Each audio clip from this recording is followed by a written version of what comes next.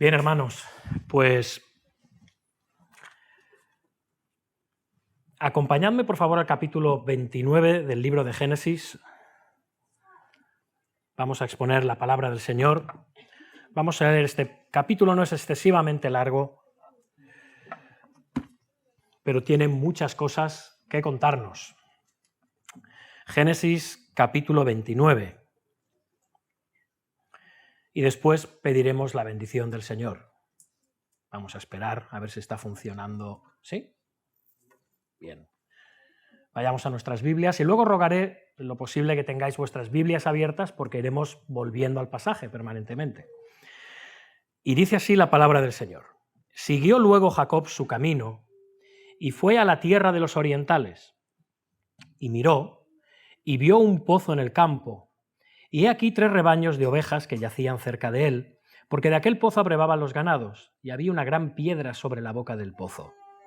Y juntaban allí todos los rebaños, y revolvían la piedra de la boca del pozo, y abrevaban las ovejas, y volvían la piedra sobre la boca del pozo a su lugar.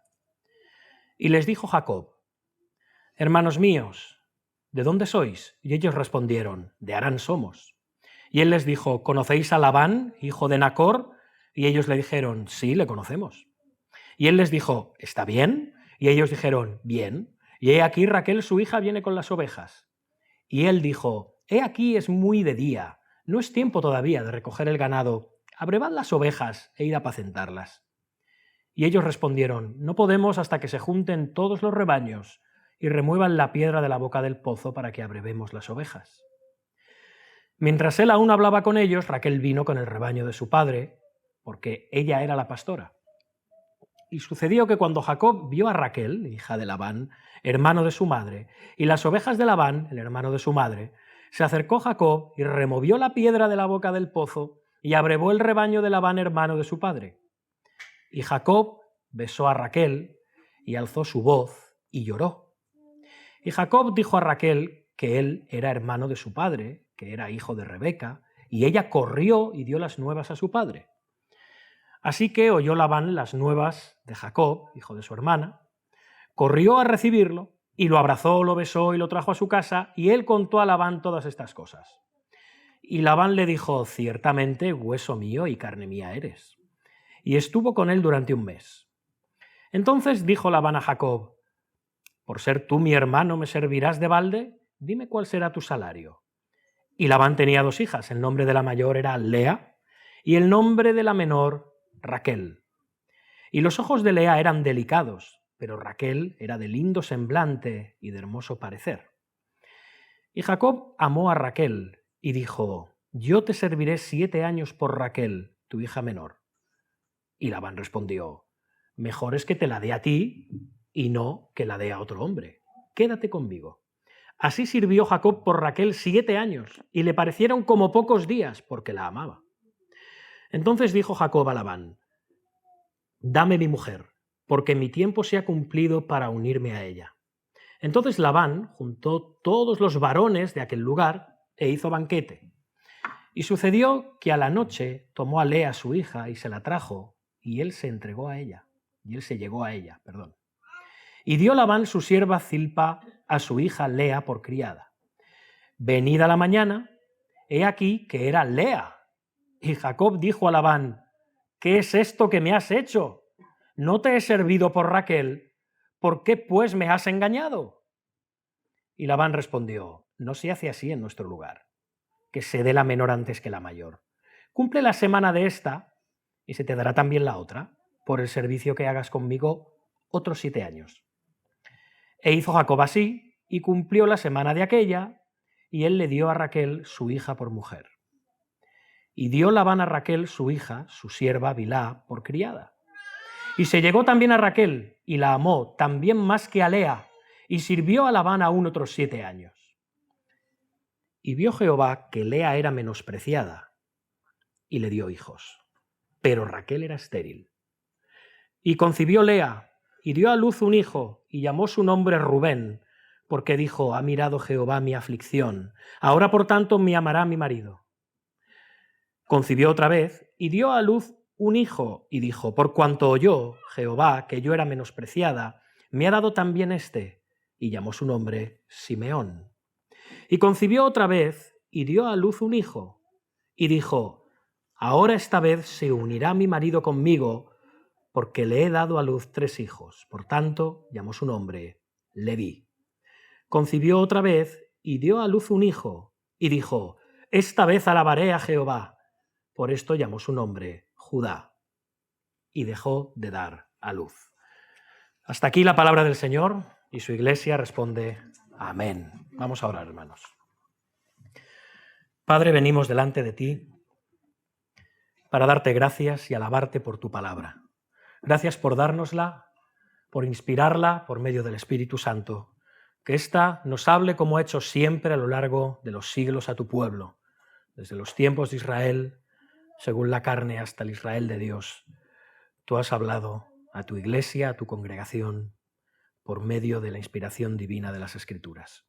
Padre, que siga siendo así, que la pueda exponer con gracia, con verdad y sobre todo, que con tu Espíritu toques los corazones de todos los presentes, que nos transformes cada día más y nos santifiques a semejanza de Cristo y que salves a aquellos que están alejados, que están perdidos, que están muertos en delitos y pecados, Señor. Que tú los bendigas. En el nombre de Jesús. Amén. Bien. Permitidme.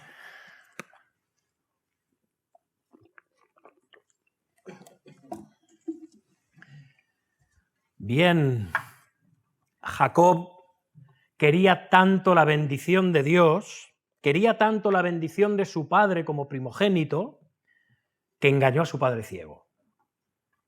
Qué bonito. Y el engaño funcionó. De hecho, Jacob recibió la bendición de Isaac. Sin embargo, ahora vemos a Jacob huyendo, porque su hermano Esaú quiere matarlo. Jacob tiene que huir de casa de sus padres, especialmente de la casa de su amada madre, Rebeca, a quien probablemente no volverá a ver jamás. Y tiene que hacer un viaje de cerca de 600 kilómetros hasta Harán. 600 kilómetros es la distancia que une Madrid y Barcelona. Sí, en coche son apenas 5 horas y media, 6, sin parar. En aquellos tiempos era un viaje de aproximadamente un mes o más. Y él hace este viaje hasta casa de su tío, como le había recomendado primero su madre, estarás allí unos pocos días. Y después, más tarde, le encomienda a su propio padre a ir. Pero el punto es que él no se marcha de una forma normal, él se marcha como un fugitivo, como alguien que está huyendo, está corriendo por su vida. Es un terreno difícil, es un terreno áspero, tiene que cruzar ríos caudalosos, el Éufrates, posiblemente otros, quizá cruzarse con animales peligrosos, con gente hostil, con adoradores de dioses crueles y extranjeros. Y así ocurre cuando nos alejamos de Dios. Pensamos que alejarnos de Dios nos va a proporcionar todos los placeres y bienes que imaginamos. Ahora la vida por fin va a ir bien. Ahora voy a hacer las cosas a mi manera. Ahora me voy a quitar de encima esta opresión y voy a hacer lo que yo quiera. Pero el resultado es que cuando nos alejamos de Dios, entramos en un camino áspero, difícil, imprevisto, desconocido. Aún así, cuando Jacob está a punto de dejar la tierra prometida, si recordáis por la semana pasada, el Señor, el Dios de Abraham, el Dios de Isaac, sale al encuentro de Jacob en un sueño, el sueño de la escalera, le cambiamos el nombre la semana pasada, ¿recordáis? La escalera de Dios, no la escalera de Jacob, la escalera de Dios. Y el Señor le dice a Jacob, entre otras cosas, ¿recordáis?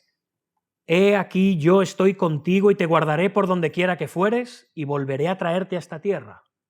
Esta es una de las cosas que le dice, pero también le promete, la tierra en la que estás acostado te la daré a ti y a tu descendencia, y será tu descendencia como el polvo de la tierra.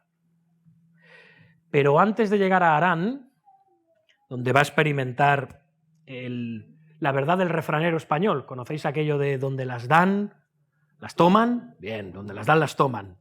Una de las cosas que aprendemos de este pasaje es que aunque el pueblo de Dios, o sea, nosotros, la Iglesia, el pueblo de Dios de todas las edades, la Iglesia del Antiguo y del Nuevo Testamento es bendecido por Dios y puede experimentar los efectos de esa bendición,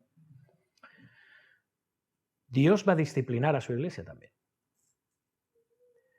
Dios va a trabajar en ellos, va a trabajar efectivamente, haciéndoles dolorosamente conscientes muchas veces de aquellos pecados que han cometido o que no han resuelto todavía.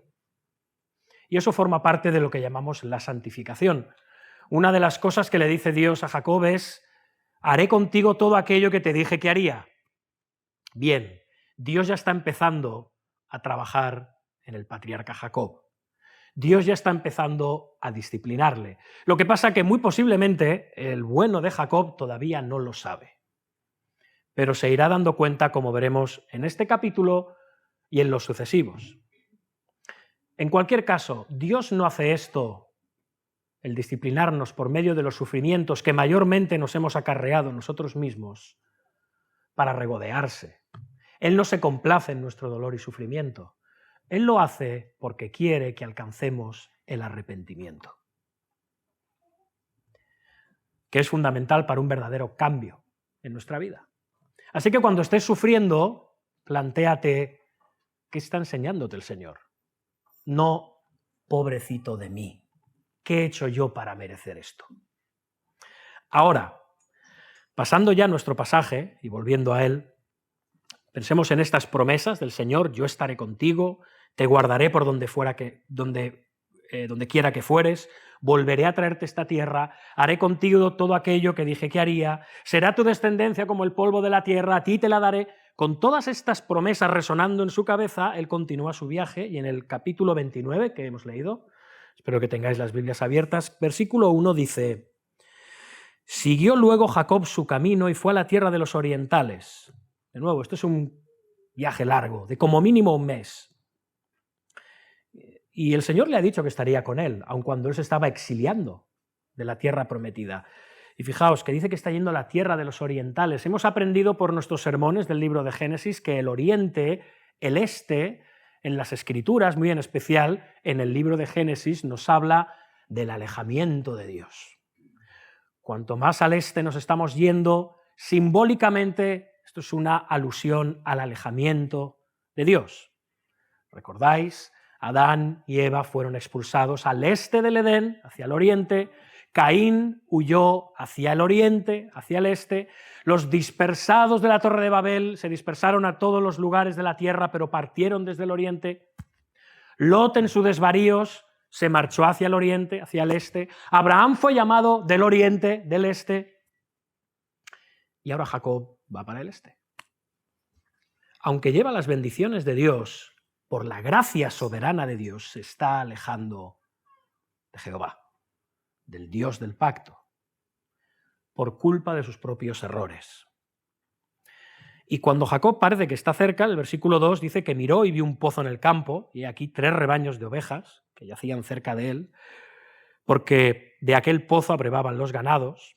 Y Moisés, que es el narrador, el escritor del libro de Génesis, dice que había una gran piedra sobre la boca del pozo y se juntaban allí todos los rebaños y revolvían la piedra de la boca del pozo. Era una piedra pesada, y entre todos los pastores, hombres mayormente, la removían, bien, y volvían la piedra sobre la boca del pozo a su lugar.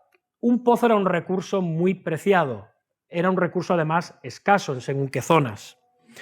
Y si se dejaba sin tapar, se corría el riesgo de que se ensuciara, de que cayeran cosas y al final el agua se contaminara, por lo cual ese pozo quedaba inservible por mucho tiempo o quizás para siempre. Así que los pastores se reunían allí, esperaban que llegase el mayor número de rebaños posible, o todos los que tenían pactado un horario para abrevar, y entonces quitaban la piedra y todas las ovejas, por un orden establecido o por sorteo, abrevaban. ¿Sí? De ahí el que estuviese tapada la piedra y los pastores estuviesen esperando, porque si no se lo podrían haber quitado ellos, abrevar, tapar y largarse. No era como funcionaban. ¿Bien? Cuando Jacob llega al pozo le dice a los pastores: hermanos míos, ¿de dónde sois? Y la respuesta es: de Harán somos. Vaya novedad, estás en Harán, ¿no? Jacob entonces le pregunta, ¿conocéis a Labán, hijo de Nacor? Ellos responden escuetamente, sí, sí, le conocemos. Y luego les pregunta, ¿está bien? No son de muchas palabras los pastores, ya se sabe. ¿Está bien? Y ellos responden, bien. Ah, y por cierto, he aquí Raquel su hija que viene con las ovejas. Y esta historia, si os dais cuenta, los que hemos seguido la serie de sermones sobre Génesis, nos retrotrae a una situación muy similar, ¿recordáis? Está en Génesis. Abraham había enviado a Eliezer, su criado de Damasco, a encontrar esposa para Isaac, a la misma tierra, entre las hijas de Betuel, y de allí toma a Rebeca. ¿Y recordáis las palabras de Abraham? No tomarás para mi hijo mujer de las hijas de los cananeos, entre los cuales yo habito, sino que irás a mi tierra y a mi parentela y tomarás mujer para mi hijo Isaac. Esta era una tarea difícil, ¿recordáis? Pero Abraham le dice al criado, Jehová enviará su ángel delante de ti. Y Jehová así lo hizo. Guió al criado durante todo su viaje hasta el pozo, donde unos pastores también daban de beber agua a sus rebaños, y al llegar al pozo, ¿qué hace Eliezer, el criado? Ora fervientemente, ¿recordáis? Oh Jehová, Dios de mi señor Abraham, dame, te ruego, el tener hoy buen encuentro. He aquí yo estoy junto a la fuente de agua, y las hijas de los varones de esta ciudad salen por agua. Sea pues la doncella a quien yo dijere, baja tu cántaro, te ruego, para que yo beba, y ella respondiere, ¿bebe? Y también daré de beber a tus camellos, que sea esta la que tú has destinado para tu siervo Isaac. Y aconteció de que antes de que él acabase de hablar, he aquí Rebeca. ¿Os acordamos de la historia? Bien. Bueno, aquí tenemos a Jacob. Esta historia no sé por qué me está dando sed.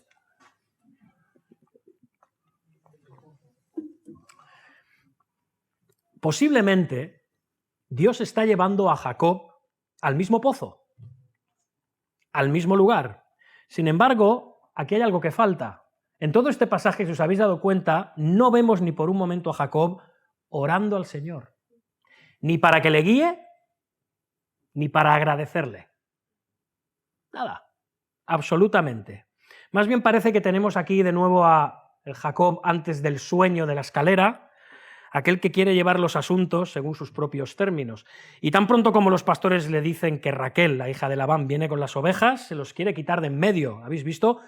He aquí, es aún muy de día, ya está intentando timarles, ya está el tramposo. No es tiempo todavía de recoger el ganado, abrevad las ovejas e id a apacentarlas. Pero ellos le responden, no, es que aquí no funcionan las cosas así, ¿sabes?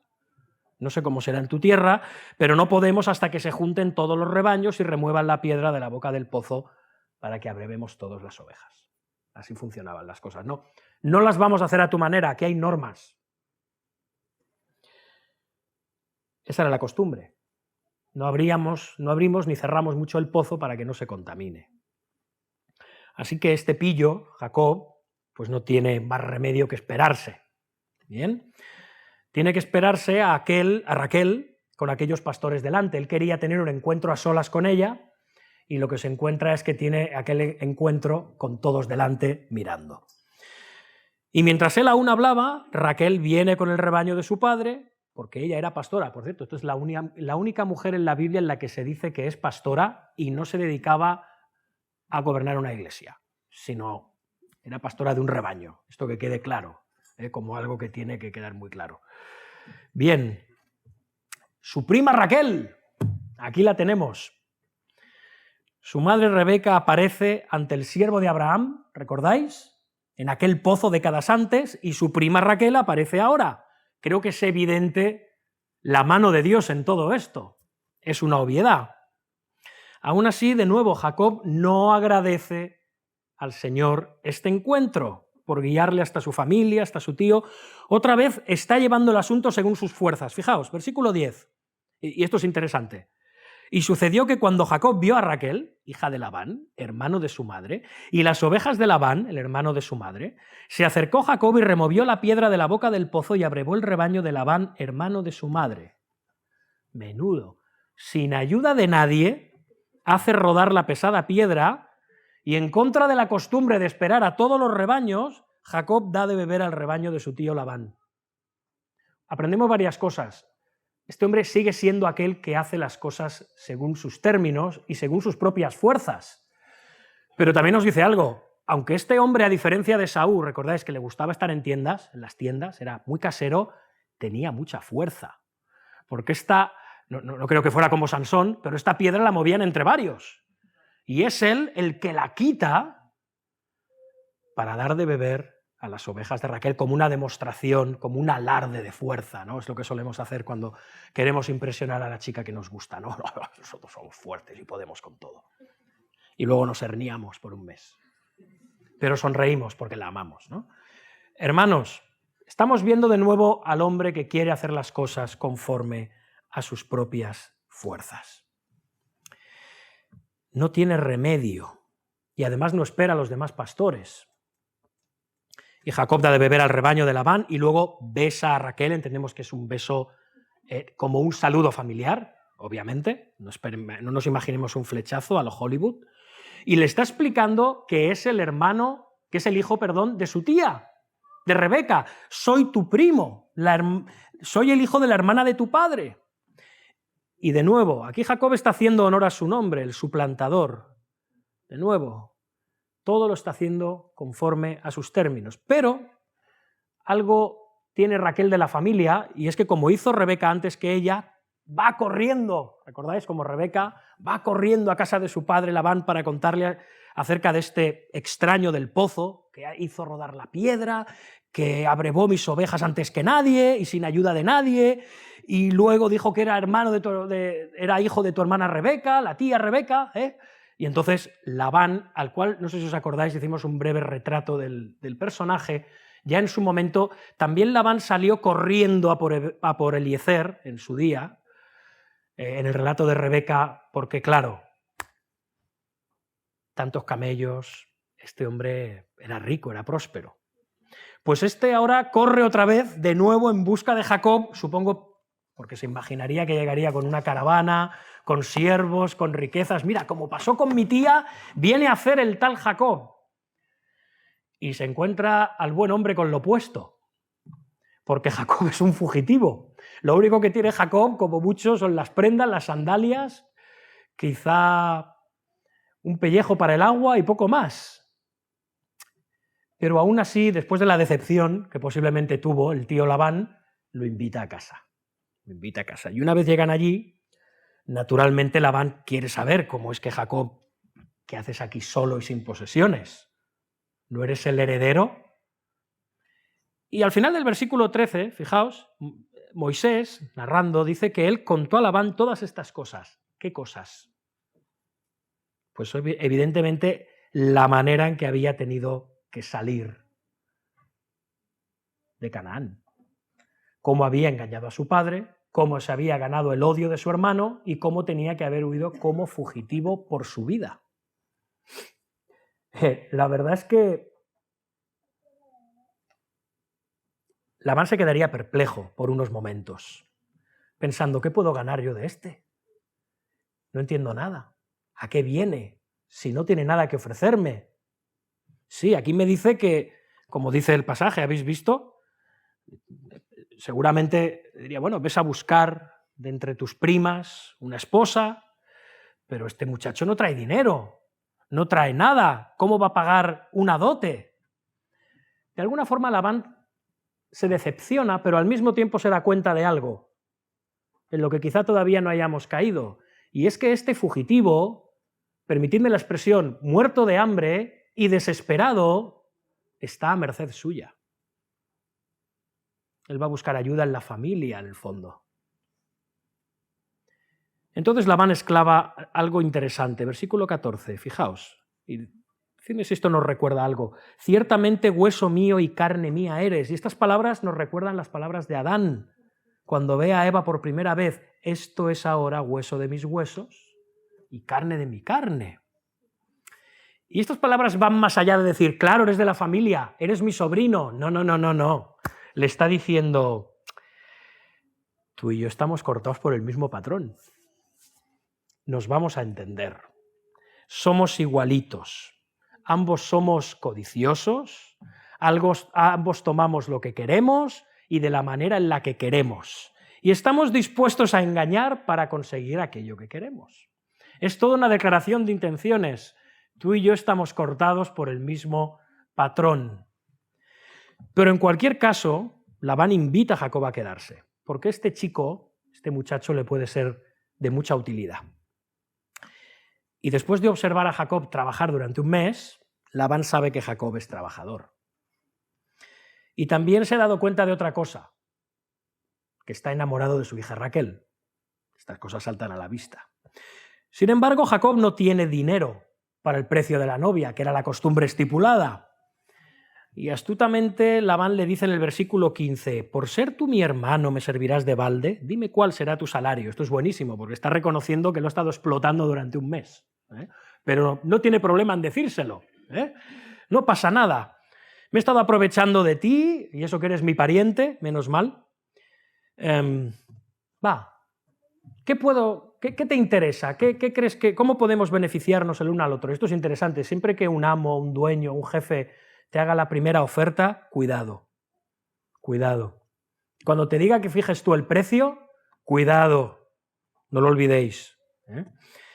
Pero lo que está claro es que por medio de esta conversación está pasando algo inquietante. No solamente la falta de empatía, amor y ayuda que un pariente debería de prestar a otro. Hay falta de afecto y cariño familiar, aunque sea por amor a la madre, que es su hermana. No. Está pasando algo muy interesante, y es que Labán está reduciendo a su sobrino, al hermano de su hermana, a Jacob, a la condición de un trabajador por contrato, a la posición de un siervo. Y la posición de Jacob durante los próximos 20 años, aproximadamente, va a ser la de un siervo oprimido por un señor abusivo, Labán. Va a ser un sirviente contratado que además paga el precio de una novia para tener aquello que quiere. Pero esto es muy interesante al mismo tiempo, hermanos. Y digo que es inquietante porque recordáis las promesas que se hacen sobre Jacob. El mayor servirá al menor. Las naciones te servirán. ¿Y qué tenemos aquí? A Jacob convertido en vez de eso en un siervo. ¡Qué humillación! ¡Qué contradicción! ¿No iba a ser yo servido? ¿Y estoy yo aquí sirviendo? Sería, como decimos tan a menudo, sería para echarse a reír si no fuera tan trágico. Un siervo. Y antes de que Jacob pueda declarar su salario, digamos que el narrador aumenta el suspense, informándonos de que Labán tiene 2 hijas, no solo Raquel. Hasta ahora no ha aparecido la otra hija de Labán. El nombre de la mayor era Lea, que probablemente significaba vaca. Y el nombre de la menor es Raquel, que probablemente significa oveja.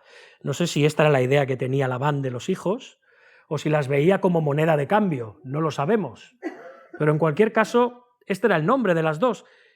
Y luego el versículo 17 las está comparando a las 2. Dice que los ojos de Lea eran delicados, pero Raquel era de lindo semblante y de hermoso parecer.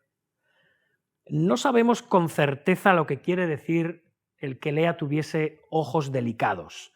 La mayoría de los comentaristas y expertos en el hebreo bíblico dicen que posiblemente significa que no tienen fuego o brillo en la mirada, o que quizá tenía los ojos de un color extraño y tenía una mirada apagada o triste. No se sabe bien. Y de hecho en el Oriente unos ojos oscuros y vivaces eran muy apreciados en una mujer. Quizá hoy diríamos que Lea tenía los ojos poco agraciados, o que era poco agraciada, mientras que Raquel era hermosa. ¿A cuál elegiría Jacob como premio por su trabajo? ¿A Lea o a Raquel? Bueno, ya conocemos a Jacob, ¿no? Recordamos que de alguna manera el siervo Eliezer oró pidiendo la guía del Señor. Este ya lo tenía claro desde el principio. Ya está. Jacob no pide señales, como Eliezer, para asegurarse de que la elección de la muchacha es la adecuada para Isaac. Él se fija solo en lo externo, en lo superficial, en las apariencias, no si es la idónea, no si es la que Dios quiere. sino la que me ha entrado por los ojos. Y Jacob, claro, pues le hace gracia la chica, la belleza de Raquel, le gusta, así que elegir es fácil. Versículo 18 nos dice que Jacob amó a Raquel. Así que le ofrece a Labán: yo te serviré 7 años por Raquel, tu hija menor. ¿Te has preguntado alguna vez, si ya conoces el relato, por qué se ofrecería a servir Labán por Raquel durante 7 años? Bueno, en primer lugar, Jacob se ofrece a servir porque no tiene nada más que ofrecer. Es un fugitivo. Y ni siquiera la herencia que le corresponde mientras viva su padre, Isaac, la puede tener. No tiene nada. Está alejado de su familia, está alejado de su tierra. Lo único que puede ofrecer son sus manos, sus pies, sus servicios. Nada más. No tiene plata, no tiene oro para pagar el precio de la novia, así que se ofrece a trabajar para Raquel. ¿Pero por qué 7 años? Bueno, alguien diría, es que Jacob sabía que en la Biblia el 7 es el número de la perfección. No seamos tan teólogos. No estaba pensando en esto, Jacob. Según los textos de Nuzi, hallados en la antigua Mesopotamia, en tablillas cuneiformes, el precio típico de una novia era de 30 a 40 siclos, ¿sí? Más o menos. Si el salario de un pastor era de 10 siclos al año aproximadamente, Jacob estaba ofreciendo unos 70 siclos, o sea, casi el doble de la tarifa vigente. Ahora, ¿por qué? Podría haber dicho, trabajaré para ti durante 3 años, trabajaré para ti durante 4 años. No, ¿por qué está utilizando los 7 años? ¿Por qué hacía una oferta tan alta? Porque conoce a su tío, o empieza a conocerlo, y quiere asegurarse de que Labán no pueda rechazar la oferta. Digamos que para Labán esto es, como se suele decir vulgarmente, un chollo. Labán le dice que sí al momento, porque es una situación en la que gana de todas las maneras. Sigue manteniendo a su hija Raquel trabajando para él durante 7 años, gana los servicios de Jacob, que es un buen trabajador, durante otros 7 años. ¿Qué más quieres? Como dicen hoy en día en términos empresariales, ¿no? Es un win-win. Pues no. Win él, solo gana él, porque es un abuso. Ni siquiera como su pariente reacciona y dice, no hace falta tanto. Con 3 años será suficiente, según la costumbre y el precio de la novia de aquella época. Sí, 7 años, lo que haga falta. Y si hubieses dicho 10, pues también. Tú lo has fijado, a ti te parecerá bien, a mí también, esto es magnífico. Si el salario de un pastor era 10 siclos al año, Jacob está ofreciendo más del doble. Ahora, Jacob paga un alto precio por Raquel, pero según el versículo 20, estos 7 años, fijaos, dice que le parece, qué bonito esto, le parecieron como pocos días porque la amaba. Y esto es hermoso. Parece que nos reímos mucho del romanticismo y hablamos con él con cierta ironía y cierta sorna y algunos lo dejan para los tontitos. Pero hermanos, es bello, es hermoso ver que hay un enamoramiento verdadero. Él la amaba. Y estuvo dispuesto a esperar lo necesario, sin ponerle un dedo encima, esto es importante, dependía su vida de ello, hasta el momento en el que se uniese a Raquel al cabo de 7 años. Y cuando han pasado estos 7 años, que no se nos narran, parece que Labán se ha olvidado de la oferta, porque fijaos, es quien que va a recordárselos, Jacob, que va a exigirle sin rodeos en el versículo 21, oye, dame a mi mujer porque mi tiempo se ha cumplido para unirme a ella. Y quiero deciros una cosa, Jacob tenía todo el derecho conforme a las leyes del lugar a pedirle a la novia, pero también los eruditos en el hebreo concuerdan en que esta expresión gramaticalmente, el dame mi mujer porque mi tiempo se ha cumplido para unirme a ella, es grosero. Es burdo, es vasto. Es una forma inconveniente y desagradable de pedirlo. Parece que Jacob sigue siendo aquel que quiere tomar todo aquello que cree que le pertenece de la manera que sea y sin contemplaciones. Oye, dame lo que es mío. cuando se está dirigiendo al padre de la novia, al cual, aunque sea vamos a decirlo finamente, un embaucador, es el padre de la novia. Y sin embargo le habla como si estuviese pidiéndole algo barato. Pero en respuesta no hay ningún problema. Labán reúne a toda la gente del lugar y hace un banquete. Y normalmente una boda incluía desfiles desde la casa del novio a la novia, de la casa de la novia al novio, la lectura del contrato matrimonial, una gran cena con comida en la que no solo se comía, sino en la que también se bebía con mucho vino, a la que asistían la familia, los vecinos, los amigos. Y la celebración del primer día, que eran 7 días de celebración, una boda en aquel entonces, termina con el novio envolviendo con su capa a la novia y llevándola a la cámara nupcial, donde se consumaba el matrimonio. Pero el festín, como hemos dicho, continuaba durante 7 días más. Y aquí Moisés nos mete en un contexto de mucho suspense. Si os fijaos, dice el versículo 23, y sucedió que a la noche tomó, es decir, Labán, tomó a Lea, su hija, y se la trajo, y él, o sea, Jacob, se llegó a ella, consumó el matrimonio sexualmente con ella. Jacob no notó el cambio. La novia llevaba velo, la noche era oscura, probablemente él llevaba unas copas de más, y ya está, se consuma el matrimonio. Y por otro lado tenemos a Lea siguiendo el juego y siguiendo la farsa. ¿Qué ocurriría la mañana siguiente? ¿Os imagináis? ¿Os imagináis la cara de Jacob? No sé la de Lea, pobre. Lo digo en serio, pobre. Pero, ¿y Jacob? El narrador, en vez de pasar directamente al tema, nos mantiene en suspenso en este punto. Fijaos, versículo 24. Y dio Labán su sierva Zilpa a su hija Lea por criada. En aquella cultura el padre de la novia debía dar una dote a su hija. Dinero, ropa, sirvientes. Labán le da a Lea una doncella, Zilpa. El hecho de que le dé solo una doncella evidencia su naturaleza ambiciosa y lo que desprecia tanto a su hija como a su yerno. ¿Recordáis? Betuel le dio a Rebeca su nodriza y varios sirvientes. Aquí solamente una sierva para su hija primogénita, a la poco agraciada Lea, con la que ha hecho un buen dinero además. Y quizás pueda seguir aprovechándose un poco más de este tonto. Versículo 25 nos dice que venida la mañana he aquí que era Lea. Y podemos imaginarnos la conmoción de Jacob. Jacob, que engañó a su padre, que por cierto también tenía los ojos delicados, ¿recordáis?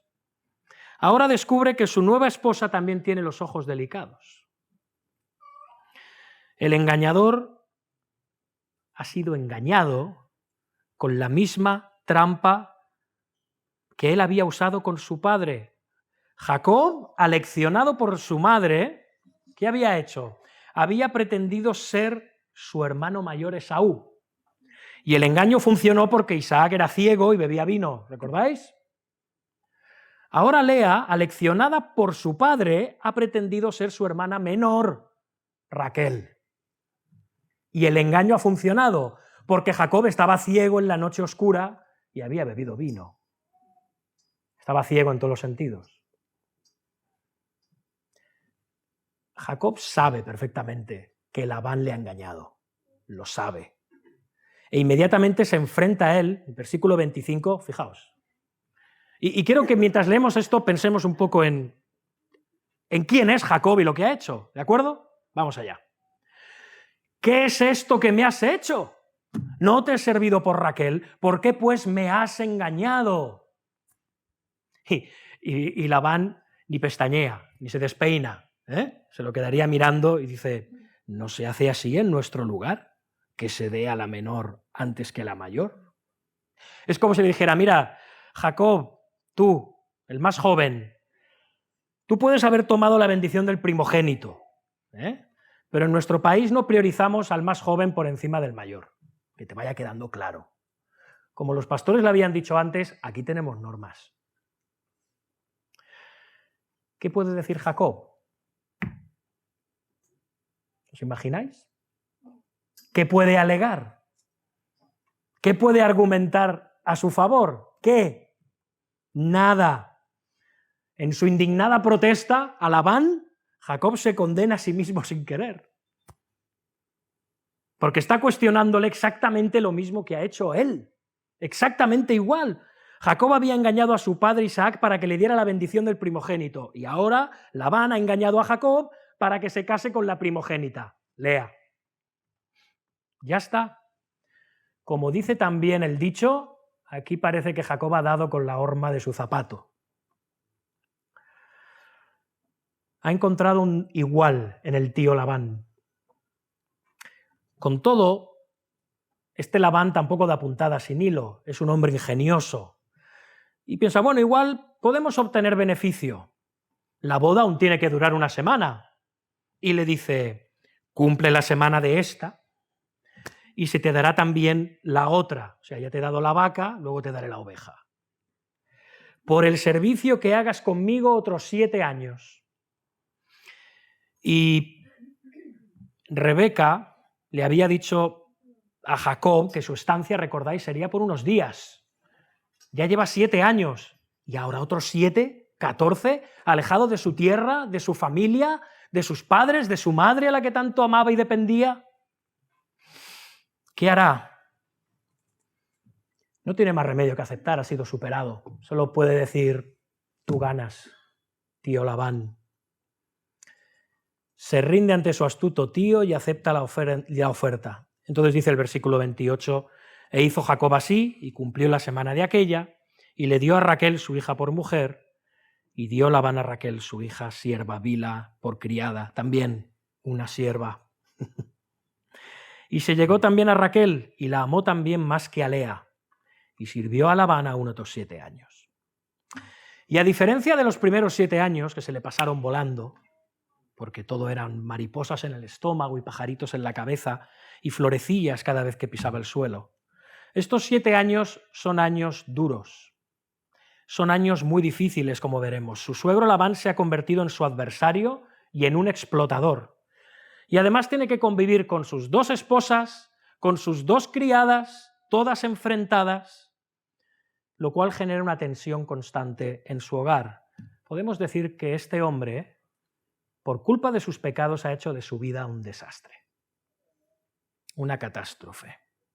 Y da la sensación de que el Señor lo ha abandonado. ¿Dónde están todas esas promesas que se le hicieron en Betel? En el sueño de la escalera. ¿Dónde está el Señor que le había prometido estar con él, guardarle, darle tanta descendencia como el polvo de la tierra? Bueno, puede parecer que en este pasaje el Señor esté ausente. De hecho, no dice nada, aparentemente. Y en los planes de Jacob, si os habéis dado cuenta, Dios está ausente en cómo hace las cosas. Pero en realidad, como ya ha ocurrido antes con Abraham y con Isaac, también ahora con Jacob, Dios usa los engaños, como ellos también engañaron, ¿recordáis? En cuanto a la identidad de Sara y luego de Rebeca, mintiendo, diciendo que era su hermana cuando en realidad era su mujer, etc. Pero Dios utiliza estos engaños para un bien mayor. Como vimos la semana pasada, el Señor está obrando por medio de los engaños, por medio del engaño de Jacob, por medio del engaño de Labán, para cumplir su promesa de dar a Jacob una multitud de descendientes. Jacob tiene 2 esposas, Jacob tiene 2 siervas, y en el siguiente capítulo, y ya empezando en este, veremos que las 4 mujeres dan hijos a Jacob. Y estos hijos llegan a convertirse en las 12 tribus de Israel. En esta narración, Moisés también nos muestra que el Señor no estuvo ausente durante estos acuerdos entre Labán y Jacob. Versículo 31, fijaos, y vio Jehová que Lea era menospreciada y le dio hijos. Pero Raquel era estéril. La esposa que deseaba Jacob era la estéril. Y parecía que esto era obra del Señor. Con este giro en la narración, como llaman ahora, ¿no? El plot twist, ¿no? Hay un giro en la narración. Moisés muestra de nuevo que los planes de Jacob han quedado en nada. Ha fracasado estrepitosamente. Jacob había planeado tomar a Raquel como esposa, pero Dios quería que tuviera a Lea. Y la ironía es muy clara. Otro refrán, perdonadme hoy, el hombre propone y Dios dispone. Jacob se enfrenta al hecho de que Dios bendice con hijos a Lea, la primogénita, la no amada, pero no bendice a la joven Raquel, la amada. Además, Lea, la esposa no amada, es la que testifica de la fidelidad del Señor. Es la única en todo este pasaje. Versículo 32, y concibió Lea y dio a luz un hijo y llamó su nombre Rubén, porque dijo, ha mirado Jehová mi aflicción, ahora por tanto me amará mi marido.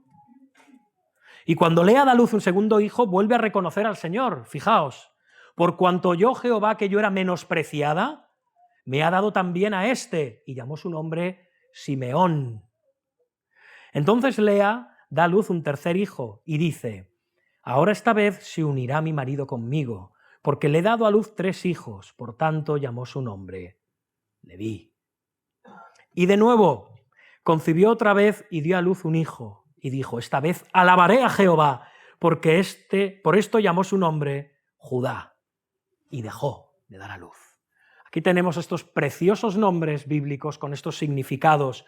Rubén, él me ve, Simeón, él me oye, Leví, él me unirá, y Judá, él me alabará. La única que da gloria a Dios en este pasaje es la despreciada, la no amada, la fea.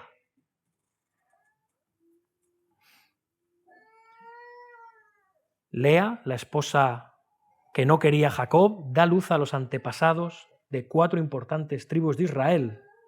Pero además, Moisés y Aarón nacerán de la tribu de Leví.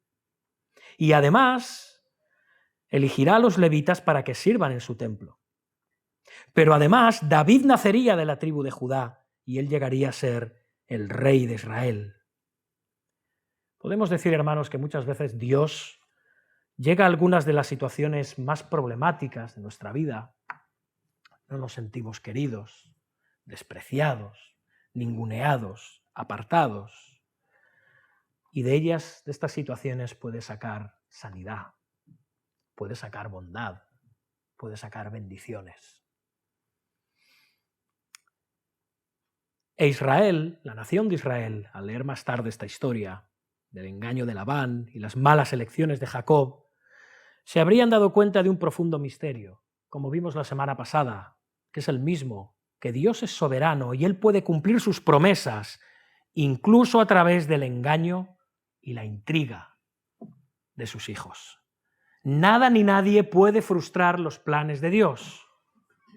En Betel el Señor prometió a Jacob, será tu descendencia como el polvo de la tierra, y con el nacimiento de estos 4 hijos el Señor comienza a cumplir esa promesa. Al final de Génesis, cuando Jacob se traslada a Egipto, su familia está compuesta ya de 70 personas. Sin embargo, esto no es un número como el polvo de la tierra. Luego en Egipto llegarán a ser una gran nación oprimida bajo la esclavitud de los faraones, pero aún así tampoco serán tan numerosos como el polvo de la tierra. Esta promesa solo se cumple por medio de Judá, finalmente a través de su descendiente último y primogénito, el heredero de todas las cosas, Jesucristo, el Mesías prometido. Como ya dijimos en el pasado sermón, ¿recordáis? Judas engañó a Jesús, vendió a su maestro por 30 piezas de plata, lo traicionó con un beso. Luego los jefes de los sacerdotes y el concilio usan falso testimonio para inculpar a Jesús. Después Poncio Pilato, sabiendo que él es inocente, lo presenta como culpable y lo entrega para ser crucificado. Y aún así Dios usó todos estos engaños y mentiras para cumplir su promesa de que la descendencia de Jacob sería numerosa como el polvo de la tierra. ¿Cómo? ¿Cómo? El Mesías, el descendiente de Judá, descendiente de Lea, la despreciada, el Mesías prometido, Jesús, él lo explica a sus discípulos. Así está escrito y así fue necesario que Cristo padeciese y resucitase de los muertos al tercer día, y que se predicase en su nombre el arrepentimiento y el perdón de pecados en todas las naciones. Jesús envió a sus seguidores a hacer discípulos de todas las naciones. Y el resultado final de este trabajo misionero se revela en el libro del Apocalipsis. Juan escucha la nueva canción que cantaban al Cordero. Digno eres de tomar el libro y de abrir sus sellos, porque tú fuiste inmolado y con tu sangre nos has redimido para Dios, de todo linaje y lengua y pueblo y nación, y nos has hecho para nuestro Dios reyes y sacerdotes y reinaremos sobre la tierra. A través de Jesucristo, las promesas dadas a Jacob, y luego a Israel, y luego a David, y luego a Cristo se cumplen en su iglesia, en el Israel de Dios, en nosotros. Y esto es una maravilla, hermanos. Dios cumple sus promesas aun cuando el engaño, la manipulación, la explotación, las mentiras, los odios, las rivalidades estén en medio de su pueblo. Dios triunfa y Dios vence en medio de circunstancias complicadísimas. Para concluir, hermanos, hoy podemos tener dudas acerca de esta promesa. En muchos países los cristianos son una minoría que lucha por su supervivencia. Los cristianos son perseguidos, cuando no asesinados. Aquí en Occidente no llegamos a estos extremos, quizás, pero el secularismo y el materialismo están diezmando a la Iglesia. La gente sigue las mentiras de falsas religiones. ¿Está Dios ausente? ¿No es consciente de lo que está pasando? ¿Qué está pasando con la promesa de Dios de que su pueblo será tan numeroso como el polvo de la tierra? ¿Vemos esto en este mundo hoy en día? ¿Si echamos un vistazo por encima? Muchos dirían que no. La narración de la boda de Jacob nos está diciendo que Dios nunca está ausente cuando los seres humanos traman cosas y se engañan los unos a los otros. También hay algo que podemos aprender de este pasaje. Y es que el Señor, en medio de nuestros pecados, nos disciplinará. Yo no sé lo que estás afrontando hoy en día. Puede que estés sufriendo injustamente por causa de otros. Pero si eres honesto, muchos de tus problemas son por causa de tus malas decisiones. Somos nosotros, tú y yo, los que nos engañamos y engañamos a otros. Somos nosotros, tú y yo, los que nos manipulamos y nos tratamos como si quisiéramos sacar algo de beneficio de los demás sin servirles por amor o porque se les debe. Somos nosotros quienes tomamos malas decisiones al dejar al Señor o alejarnos de su iglesia, o buscar matrimonios con personas que no deberíamos, o no buscar su guía en la toma de decisiones. Somos nosotros quienes deshonramos a nuestros padres. Somos nosotros quienes mentimos. Somos nosotros quienes codiciamos. Somos nosotros quienes no llamamos sagrado a lo sagrado. Pero de una manera inexplicable, hermanos, la gracia de Dios se derrama en cada uno de nosotros por medio de Jesucristo. Y Dios permite las consecuencias de nuestras malas acciones para santificarnos, para hacernos más semejantes a Cristo. El Señor no nos dejará hasta que cumpla todo aquello que dijo que haría con nosotros. Y por añadidura nos ha hecho una nación de reyes y sacerdotes. Como Israel llegó a ser una nación de reyes y sacerdotes, su iglesia, el Israel de Dios, llega a ser una nación de reyes y sacerdotes en el mundo. Y formamos parte de un número que hoy en día sí que podemos decir que nadie puede contar. Porque, hermanos, no solo es la iglesia que está aquí en la tierra, es la iglesia que ya está en los cielos, y es la iglesia que está por venir y ser salva. Y es esa iglesia, ese pueblo del que formamos parte, por ser herederos de la promesa, por ser herederos de Abraham, Isaac y Jacob, por medio de la fe y no por la carne. Somos hijos de Dios por su gracia, herederos de la promesa y de sus bendiciones por su gracia. Así que, de nuevo, Esta narración de la boda de Jacob nos dice que Dios nunca está ausente, tanto cuando tramamos cosas como cuando sufrimos por causa de tramarlas. De alguna manera, el Dios soberano va a cumplir su promesa de que los descendientes de Jacob seremos tan numerosos como el polvo de la tierra. El mismo Señor Jesucristo dijo que vendrían muchos del oriente y del occidente y se sentarán con Abraham, Isaac y Jacob en el reino de los cielos.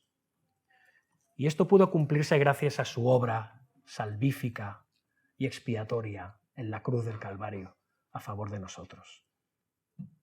Si tú estás hoy aquí sin Cristo, si tú estás aquí sin haberte arrepentido de tus pecados y haber creído en Jesús como tu único Señor y Salvador, eres el único que no tiene verdaderamente patria.